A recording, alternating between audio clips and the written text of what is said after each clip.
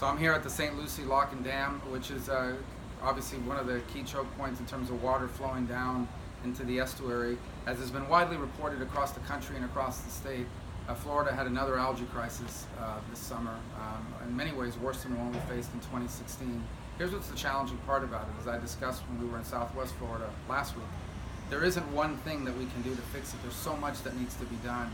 It all began for us in our efforts when we were able finally in 2016 to convince the chairman of the committee that oversees all this to finally be supportive of Everglades restoration, and explaining that Everglades restoration isn't just about the Everglades, it's about all the communities that depend on the water that flows out of Lake Okeechobee, that the water be of the right quality, the right salinity, and not have algae in it. And that was the beginning. And then the second thing is we now got to keep the funding stream going. So we've been able to do some things since I got reelected. I went on the Appropriations Committee.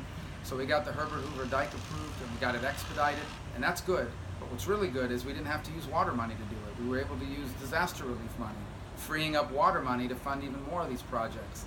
The new reservoir, which got through Tallahassee, we were able to push it through the executive branches, and now all that stands in the way is getting it part of the water bill that we hope to pass here before the end of September, early October, to get that moving. And then just get real momentum on all the restoration projects. At the end, we are trying to reverse engineer the management of water that was decided 100 years ago to avoid flooding communities. And they could never have foreseen or did not foresee what would happen with people and agriculture and all these other things began to put nutrients into the ground.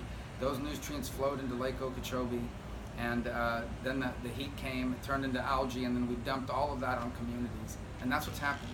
And it threatens to destroy not just the quality of life on a year-to-year basis, but the very character of entire communities that depend on recreational fishing, access to the water, and all the businesses that feed that, including tourism. Entire communities. Not to mention the property values that people face. One last thing we've really focused on, it's a new item that we've really begun to focus on in a bipartisan way, is research. What is the toxicity of this? What does it mean long term for the health of people? And we also need to know that, and that's a public health thing.